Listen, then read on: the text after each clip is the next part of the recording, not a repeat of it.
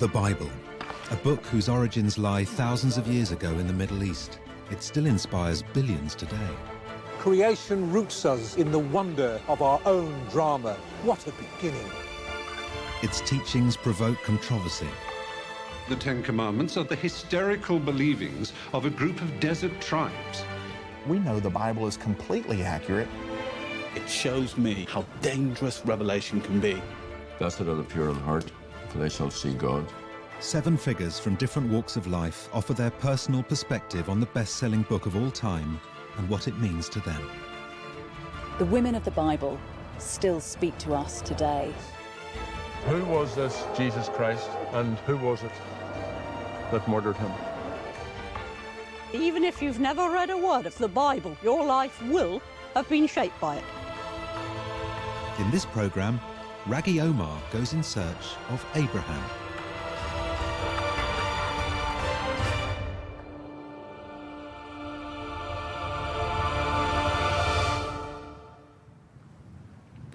Genesis, the first book of the Bible, relates some of the most iconic stories ever told. Adam and Eve, Cain and Abel, Noah and the Great Flood, and Joseph and his coat of many colours. But one character dominates more pages than any other: Abraham. Abraham's life is the first detailed biography in the Bible. We're told where he was born, where he travelled, and the tests God put him through. And the Bible tells us where Abraham and his family were buried, here in Hebron, in Israel's disputed West Bank.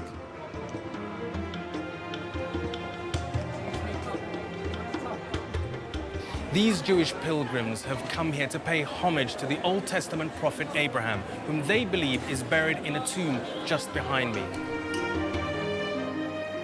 For Jews, Abraham is the father of their nation. But amazingly, Christians and Muslims also revere Abraham as their patriarch, and they say that they are also descended from him. World statesmen frequently invoke the name of Abraham as a unifying figure for all 3 faiths. Many Jews, Muslims and Christians are entirely ignorant of the rich Abrahamic heritage we share in common. And the United States will work for all the children of Abraham. And all the children of Abraham will live side by side in peace. You'd think that this common claim of ancestry would be enough to unite these 3 faiths. You'd be wrong. The land of Israel was promised to the children of Abraham. The Jewish people only. Only the Jewish people. From my perspective, Abraham is for the Jews and the Christians. سيدنا إبراهيم مسلم حنيفا مسلم لا يهودي ولا مسيح مسلم. 2 billion Christians, 1.5 billion Muslims, and 12 million Jews claim Abraham as the father of their faith. I want to find out who is Abraham and what are the differences in the Abrahams of the Christian and Jewish Bible and the Abraham of the Quran. Is Abraham's legacy one of the greatest sources of division in the world today, or does the great patriarch hold the key to peace and reconciliation?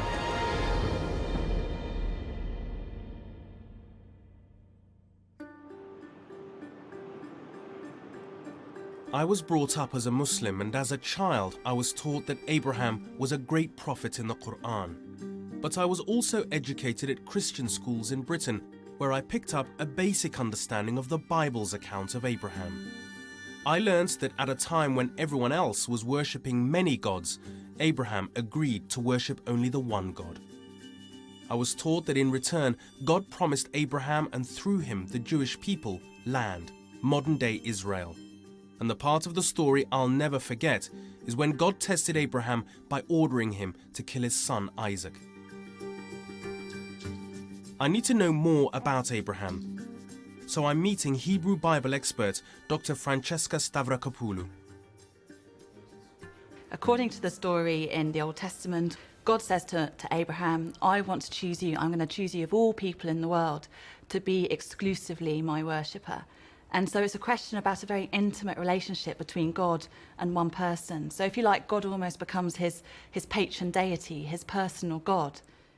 So what significance does Abraham have for the Jews? The promise of land is the big hook for this biblical story. And the deal that God and Abraham strike, God says, if you worship me and only me exclusively, I will give you your own land. And this is a land of imperial proportions. This is a vast land. And I'll also give you numerous descendants so many that they'll equal the number of stars in the sky and the sand on the seashore.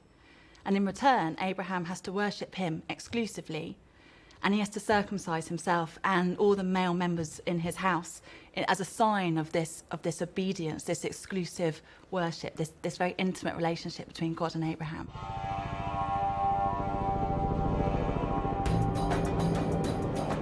Of all the unlikely places, Abraham's story begins here in Iraq. I'm near the place where, according to biblical tradition, Abraham was born some 4,000 years ago. This is the US Talil military base in southern Iraq. Today, it's home to 8,000 American soldiers who are here to reconstruct the country in what the American military calls Operation Enduring Freedom. The last time I was here, reporting on the Iraq War, there was bitter fighting going on between insurgents and US soldiers.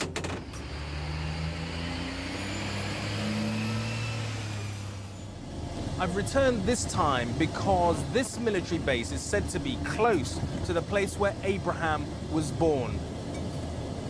Now, the Bible says in Genesis that Abraham was born in Ur of Chaldees, and in Jewish and Christian tradition, Ur of Chaldees is located in modern-day Iraq. In fact, to a specific location just the other side of the perimeter fence to this military base.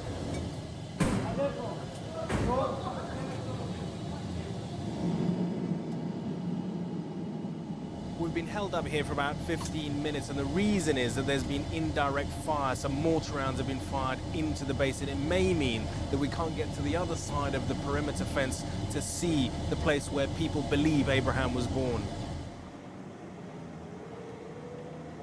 After 30 minutes, we get the all clear and continue our journey to the archaeological sites beyond the camp.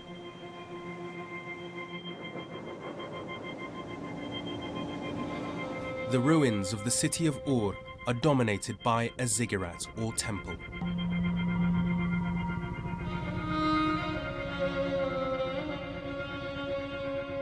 It was a sacred site for the Sumerian people, the world's oldest known civilization.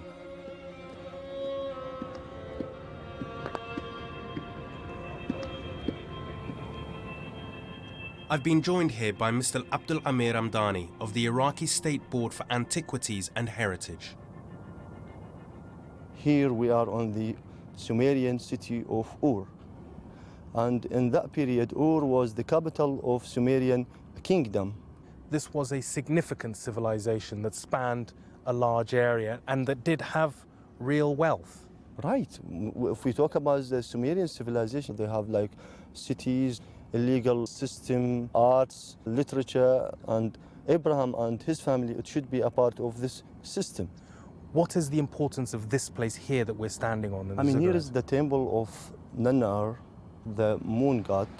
Sumerian worship a lot of gods, exactly 5,000 gods. Here is the ziggurat, and here's the whole area, which is including the temples, the royal palace, the cemetery, the royal cemetery, and there, on the east part of the city, there's the houses of population. One of those houses, it could be belong to Abraham family.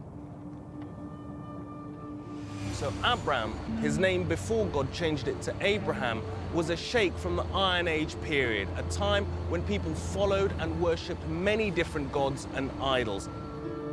Mr. Amdani pointed out that there is no archaeological evidence to prove that Abraham lived in Ur. But according to the Bible, Genesis chapter 12, when Abraham was 75, God told him, "Leave your country, your relatives, and your father's home, and go to a land I am going to show you."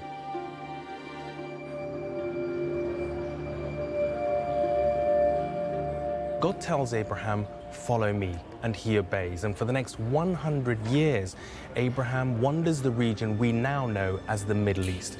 And many people believe he follows the route in red on the map behind me, starting in Ur in southern Iraq. He travels up to what is southern Turkey today in Haran, and then he travels south to Canaan, which is Israel and the Palestinian territories. From now on, all the key events in Abraham's life take place in this region. This powerful moment when Abraham answered a call from God to give up everything and to follow him is central to the Jewish, Christian, and Muslim faiths.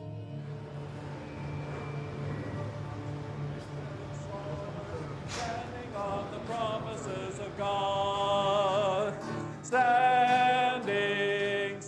This evening at the US Army base, Chaplain Ron McKay leads a Bible study class on Abraham. Standing, I'm standing on the promises. He explains the story from his own particular Christian perspective.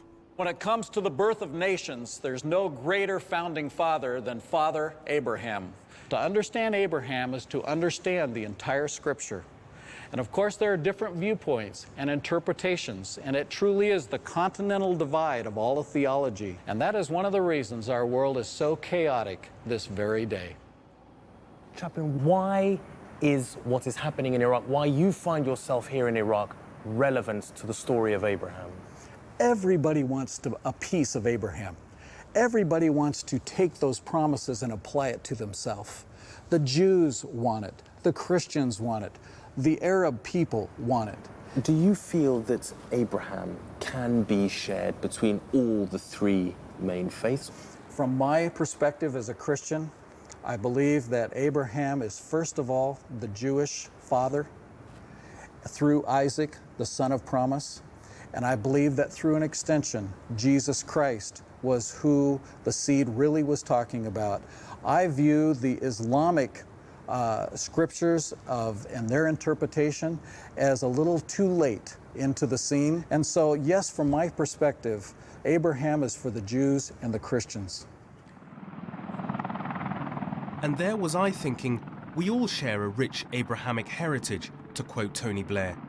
But in the version of divine history I just heard, 1.5 billion Muslims are being denied their claim to Abraham.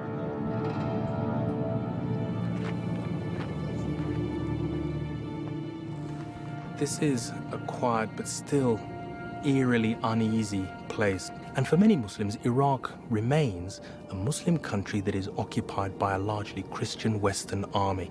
And they point as evidence to the fact that right here you have an American base slap bang next door to the supposed birthplace of Abraham, the father of three monotheistic faiths. And already at the beginning of my journey to tell Abraham's story, I can see that his legacy is a complex one and one defined by conflict. I'm on a quest to find the Abraham of the Jewish and Christian Bibles and the Muslim Holy Quran. I've traveled to Iraq, once part of ancient Mesopotamia, to visit the place where, according to biblical tradition, Abraham was born. Now, I want to know how the account of Abraham in the Bible came to be written. According to the scriptures, the Israelites lived on and off in Canaan, the land which God had promised Abraham for several generations. Then disaster struck. They were conquered and forced into exile to Babylon in Mesopotamia. The story of Abraham in the Bible was written at a time of great trouble and difficulty, in the sense that it was written in the 6th century BCE. This was the time when the Israelites were expelled from the land by the Babylonians. This is the time of the great exile. So the Israelite nation have lost everything. They've lost their own political independence, they've lost their land, they've lost the temple in which they worshipped God, they've lost everything. For them, writing about who they are, where they've come from, is a really important ideological task. It's helping them to recreate and to cement their own identity. Who are we? We haven't got the land anymore. We haven't got the temple. We haven't got the Davidic king, but we've got Abraham. He's our ancestor. And so they're basically imitating Abraham. Abraham came from Mesopotamia and came into the land. Well, we're now in Mesopotamia. We've been exiled to Babylon, but we can regain that land that was promised to Abraham. So obviously that has certain repercussions today in the sense that people believe that this land is still promised to the people who claim descent from Abraham. The minute I set foot in Israel, I'm caught up in the repercussions of Abraham's promise of land. Land the Palestinians have occupied for centuries and which the Jews believe belongs to them. The battle I'm witnessing is between Jews and Muslims over access to one of the holiest sites to all the faiths, the Temple Mount, or as the Muslims call it, Haram al-Sharif.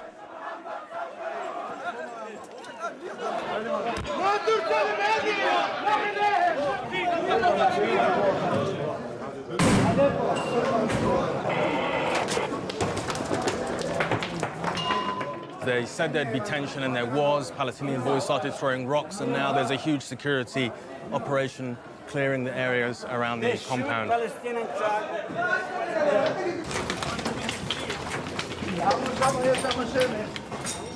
While the security forces break up the crowds around Temple Mount, I'm heading to the Western Wall, one of the holiest places for Jews. A group of Jewish boys are celebrating their bar mitzvah, the time when they come of age.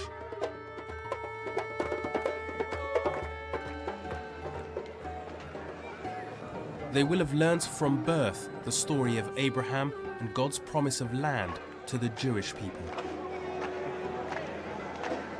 We Jews view ourselves as spiritual inheritors of Abraham and even physical inheritors of Abraham. When I say spiritually, we're descendants of Abraham, who is the man who signed on the dotted line with God. He's the individual who made the covenant with God about 3,800 years ago. And we see throughout the Bible, God is constantly reaffirming that relationship. Whenever he speaks to the Jewish people in successive generations, he always goes back to the original signer on the agreement. The Jewish people are a unique nation that's supposed to actualize this mission of being a light to nations in one specific piece of real estate. And the land of Israel has a unique holiness and ability to it that enables the Jewish people. It's our power supply. The way I explain it is we're a unique appliance, and the only outlet that we can plug into that really fits is the land of Israel. I can feel this passion amongst Jews that for them, land and faith are inextricably linked. And it is through Abraham that that knot is tied. But where do other faiths fit into the picture?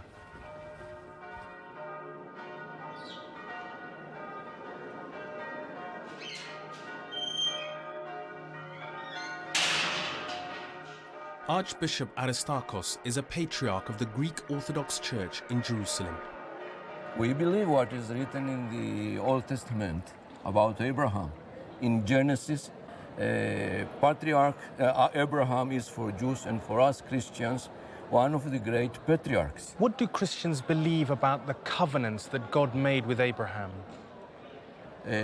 We, as Orthodox, believe that God made the covenant with Abraham for the Jewish nation, but then as well we believe that through Jesus Christ, who is a descendant of Abraham, made a covenant with us. Through Jesus Christ, we are called to God according to the New Testament. We have the Old Covenant and the New Covenant. So what you're saying is the covenants with Jesus Christ is the fulfillment of the covenants with Abraham. Yes, yes, we believe so. This is our Christian belief.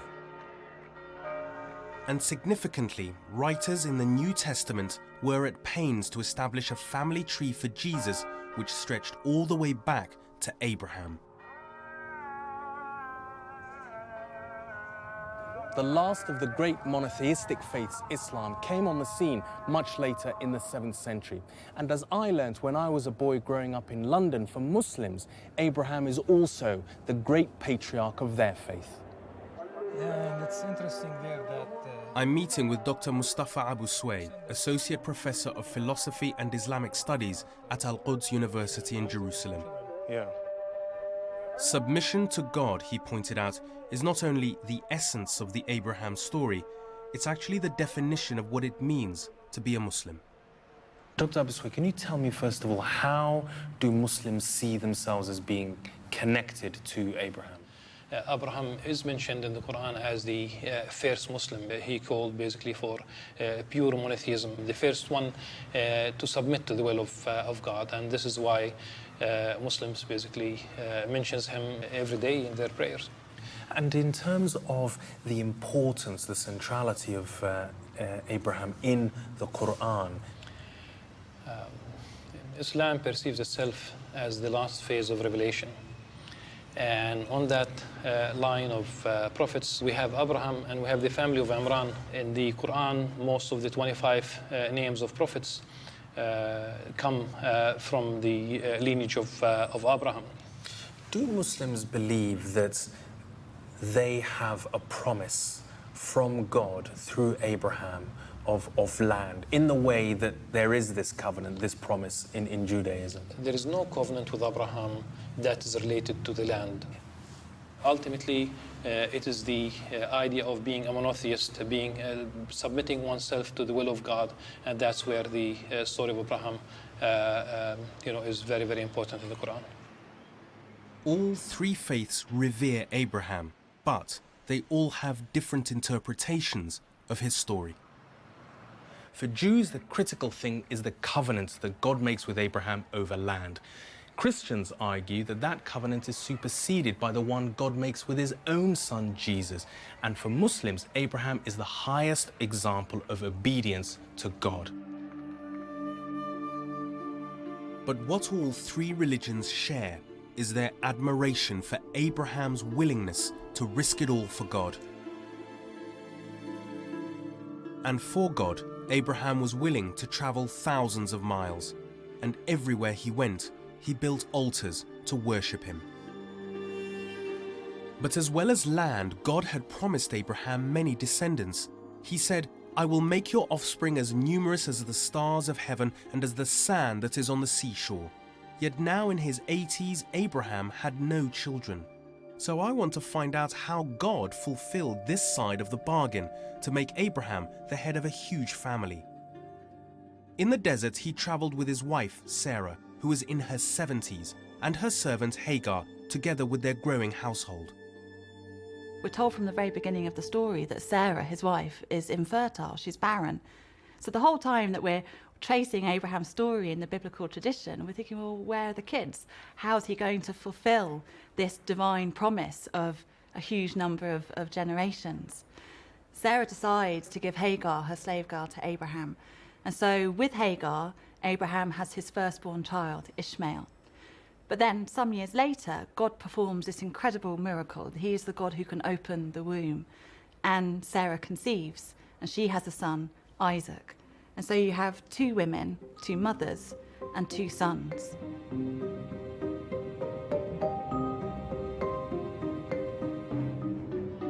I'm on my way to Beersheba, 50 miles south of Jerusalem, where Abraham was directed by God to live, and where it's believed some of the most dramatic and disturbing episodes in the life of Abraham's family were played out.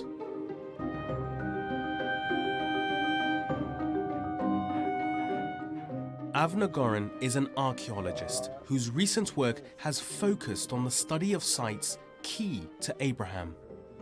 Sarah was quite an old lady and she didn't have yet a child, and therefore she decided to offer Abraham her maid Hagar, and Hagar got pregnant, gave birth, but even before giving birth she started to ignore Sarah and not treated her well. Because she was pregnant and Sarah was still barren, yeah. Yeah, and after giving a birth to Ishmael, 13 years later, Isaac was born. Sarah wanted to get rid of both of them.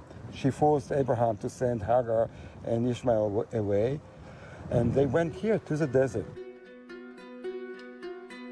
From Beersheba, Abraham banished his son Ishmael and his mother Hagar out into this desert, where he must have known they were likely to die.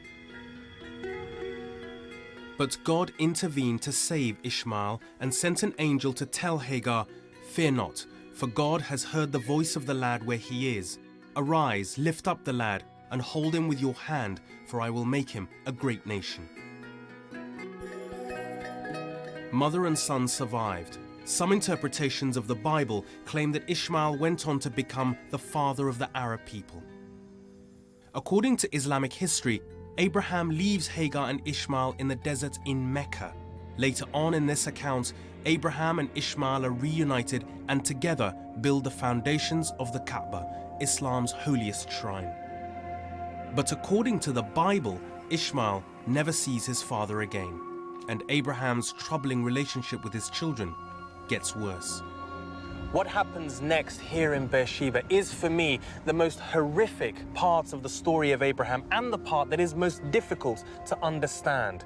God demands of Abraham to show his utter devotion to him by carrying out the most terrible sacrifice of all.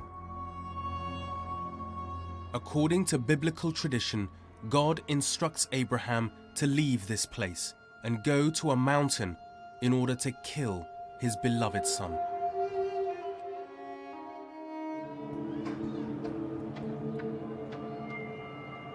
I've traced Abraham's journey through the desert as he followed God's orders. And I've looked at his desperate attempts to produce a son and heir in Isaac, as well as the banishment of his first son, Ishmael. But now I'm back in Jerusalem in order to explore the defining moments in Abraham's relationship with God, the two women in his life, and his two sons. The Jewish and Christian Bibles describe how Abraham was willing to submit to God and sacrifice his son. For Jews, the Akedah, or binding of Isaac, is a sublime moment.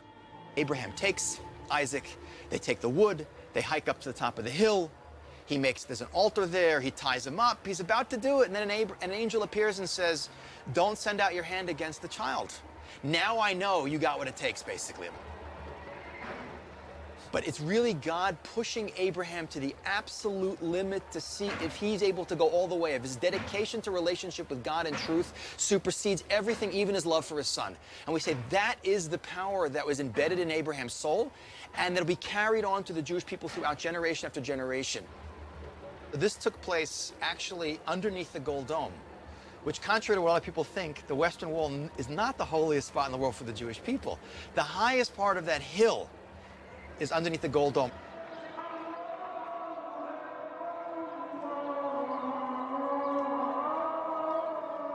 In this divided land, the Gold Dome, or Dome of the Rock, is under Israeli control but managed by the Muslim authorities.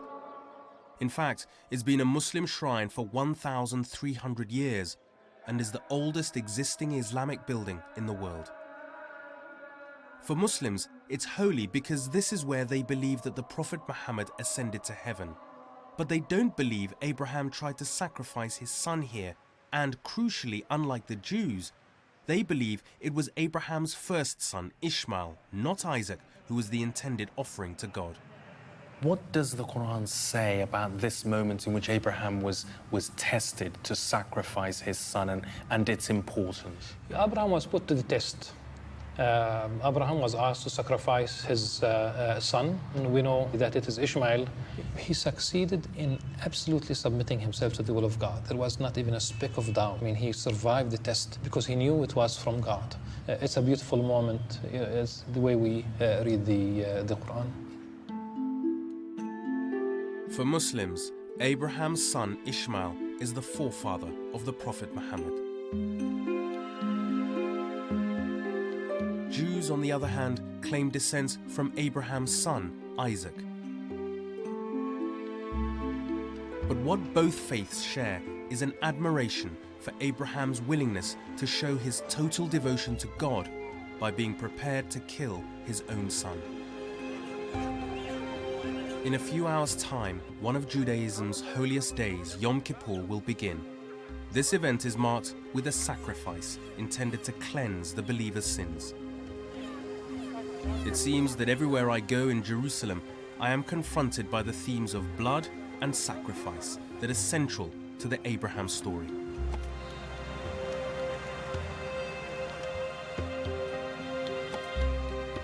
What I really need right now is a contemporary take on the Abraham story. So I'm meeting one of Israel's leading human rights activists, Anat Hoffman. She's also a self-taught reader of the Hebrew Torah.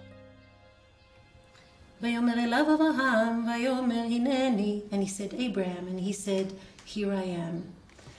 ויאמר קח נא את בנך, את יחידך אשר אהבת, את יצחק, ולך לך אל ארץ המוריה, ועלהו שם לעולם.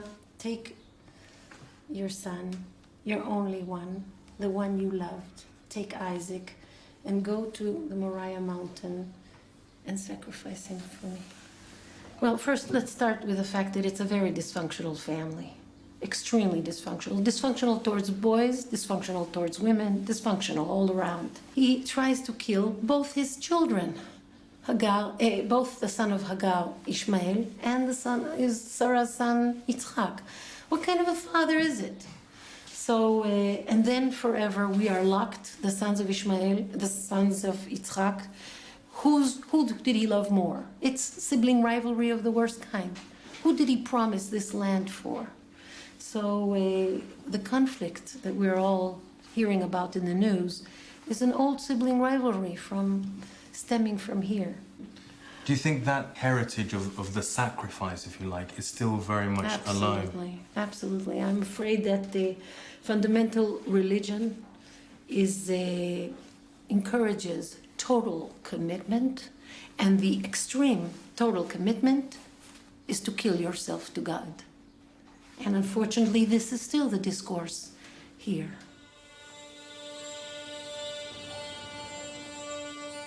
So where does this lethal concoction of sibling rivalry and the worship of sacrifice lead? Well, I'll tell you where it leads to. It leads to one of the bitterest and most intractable conflicts in the Middle East. The question of the ownership of land. And nothing could summarize that more than this stark, huge wall aimed at separating the children of Abraham.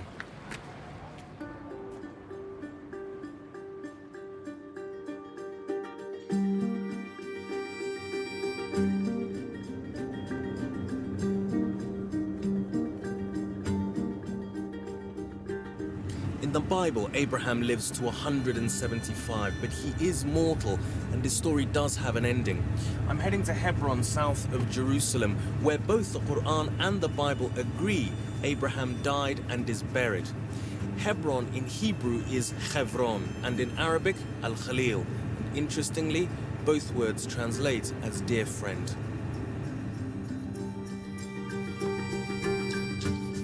But this town is not a place of friendship. Abraham's final resting place, in fact, is the front line in the battle between Palestinians who've lived here for centuries and Jewish settlers who think that through Abraham, God promised this land to them and them alone. It's here in Hebron that Abraham's two sons, separated when they were children, meet for the last time in order to bury their father. Ishmael, according to some, became father of the Arab people, and Isaac, father of the Jews.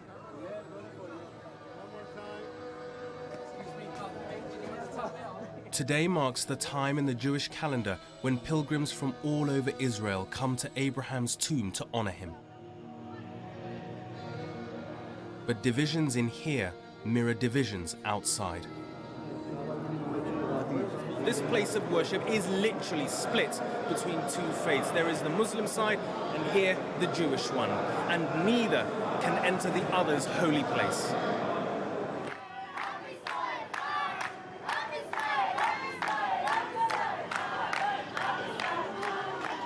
A day of celebration can't disguise the apartheid that plagues this town. Even the streets are divided. Concrete blocks separate Jews on the left from Muslims on the right.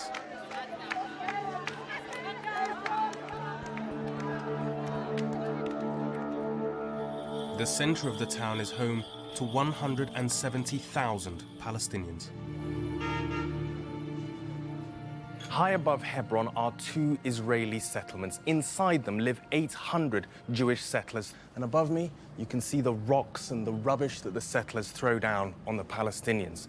Nothing symbolizes the breakdown in relations between Abraham's families more than this tense and divided town.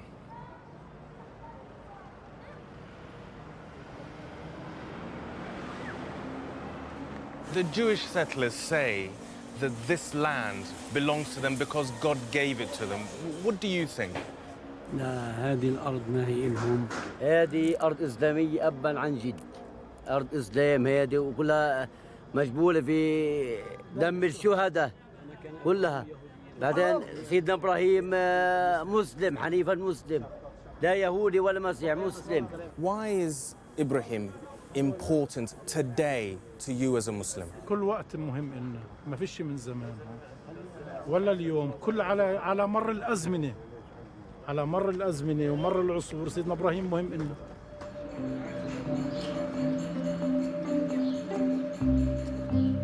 Jews, Muslims and Christians all call Abraham their father. But so far, I've failed to find evidence of how his story unites them.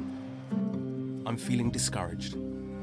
Surely in Israel there must be some members from the families of Abraham who are campaigning for peace instead of suing for war. Everywhere I've been in Israel, I've seen dissent and division. But in the Bible, God promises Abraham in Genesis, "I will make you a great nation, and in you all the families of the earth shall be blessed."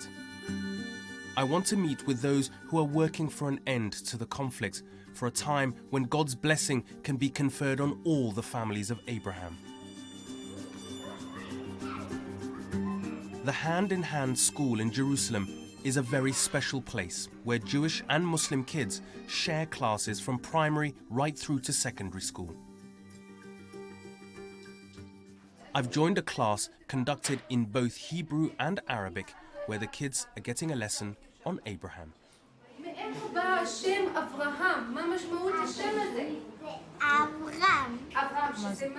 For me, it's an opportunity to put some questions about Abraham to the next generation. Do you think his story is useful for finding reconciliation and peace between Muslims and Jews? I think it is, because it would help both groups to be together more and talk to each other. אני חושבת שזה לא יעזור, בגלל שכבר ניסו הרבה דרכים אבל לא הצליחו. אולי אחר כך בעתיד יצליחו, אני לא יודעת. I think yes, it will help us every day, because it teaches us that we should help each other every day. If somebody gets in trouble, we should help him. אני דווקא חושבת שזה לא יעזור, שאם רוצים שיהיה שלום, יש דרכים אחרות. כי זה היה מזמן, זה כבר היה, זה לא יודעת, אני לא מצליחה לקשר את זה כל כך. It was great to see Jewish and Muslim kids not just in the same room, but actually studying together. And while they might not all agree about Abraham, at least they feel free to talk about it.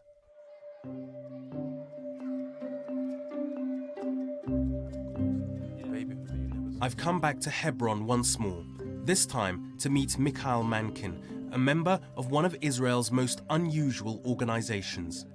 The group, Breaking the Silence, are Israeli soldiers who've openly criticized what they say is the military strategy of excessive force against Palestinians.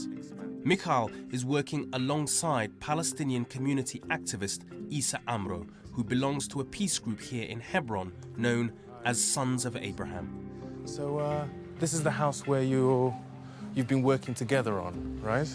Their current project is to turn this Palestinian-owned house into a community center. But Israeli settlers have illegally moved into the house on the hill above and are now trying to occupy this one as well. We noticed that the settlers are trying to take over this house. It's a Palestinian house. It's a private property. Where were they? They were living in this house. And they still are. This house is owned by settlers. It's also a Palestinian house. Right. But owned by settlers right now. And it was that community or those Israelis who wanted to move into this house? Yeah. You know, so they kept attacking us here, throwing stones. They broke into the house many times. They burnt the kitchen. And what do you both get out of it? I mean, beyond keeping this land, I mean, is there something deeper in terms of working together? Something very important. He's one of the sons of Abraham, and I'm one of the sons of Abraham. I feel that Abraham is my grandfather, one of my grandfather. It's the same for him. So it's one of the common, let's say, background which we can start from. Company a second. Okay. But ask away. Okay. Okay. Okay. Now he has to stop filming. We will keep filming. We are allowed, by the Israeli law, we are allowed to film soldiers, settlers in our... The law supports me, you know. I am working according to the Israeli law. I know the law well.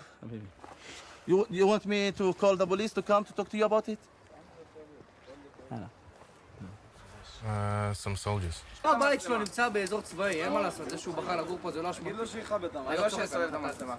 He has to turn around. Turn the camera on.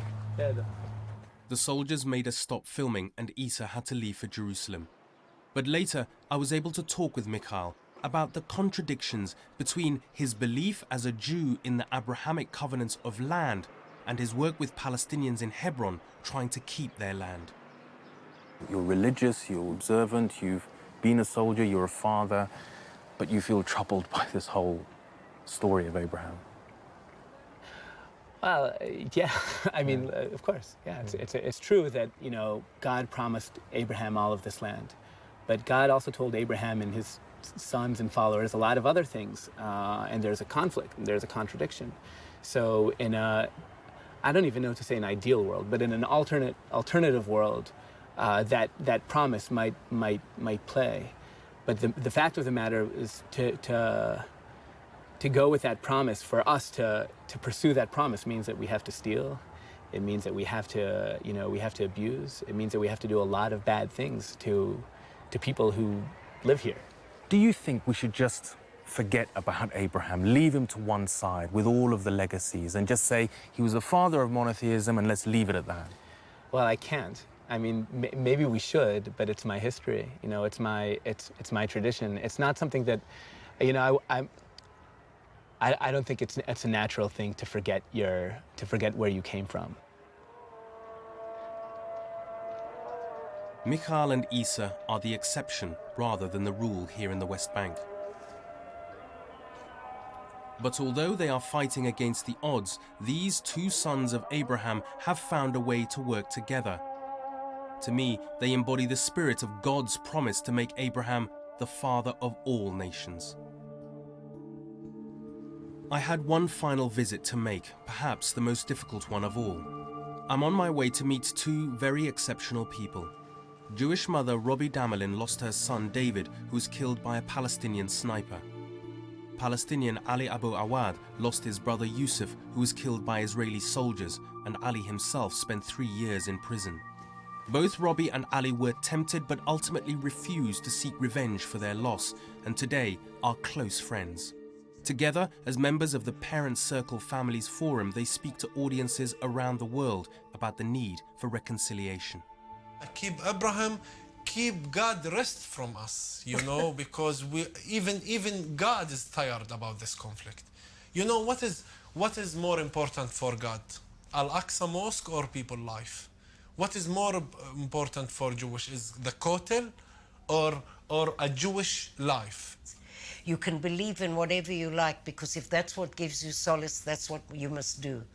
But you cannot take that and push it onto the public in order for them to believe that they own a piece of land, which I've never seen any proof of them owning, and I haven't seen any title deeds. So take that Abrahamic faith, and if it creates a good way of living for people, that's fine, but it has nothing to do with state or land, and I believe that the conflict here is nothing to do with religion. I think it's to do with land.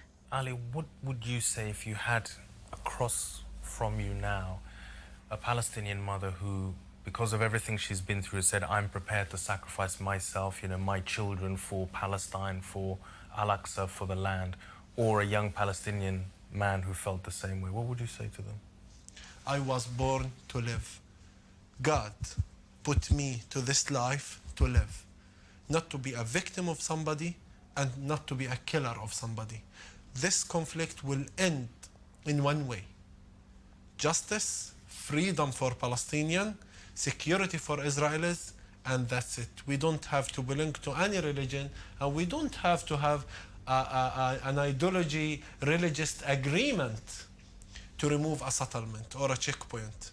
Tell me about how you both feel about this legacy of sacrifice from the Abrahamic story in terms of the conflict and what is happening today and the sacrifices that people are making. How do you both feel about that? In a very sad and terrible way. I think that in a way I sacrificed my child to this country. You know, that's the most terrible thing to think. I can't believe that I actually was part of the system to allow that to happen. And so I can't find any justification or any religion that says kill your children. You know what? I think I might actually give up my own life if I could bring David back.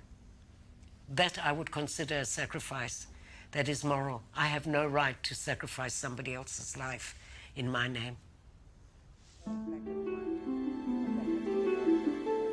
I have now seen some remarkable instances of Abraham's children working together in peace. This gives me real hope. But my overwhelming feeling is that this cooperation is in spite of the Abraham legacy rather than a consequence of it. The United States will work for all the children of Abraham. The rich Abrahamic heritage we share in common. All the children of Abraham will live in peace. The politicians' cozy vision of a family of three united faiths now seems hopelessly naive. From the point where Abraham banished his son Ishmael and favored Isaac, he set up a deadly rivalry between the two branches of his family, which has plagued them down the centuries. But I don't lay all the blame on Abraham. I think we must share the blame, particularly in continuing to make some of his worst mistakes, such as the willingness to sacrifice our children. I think what we have to remember is what God told Abraham in the Bible, that he would be the father of many nations. And if that is to mean anything, it has to mean all nations. And until that notion is fully embraced, then we, the children of Abraham, seem doomed to continue this fatal feud. In the next programme, Anne Widdecombe goes in search of the laws God gave Moses, traces them through history, and asks if we would be a better society if we followed them today.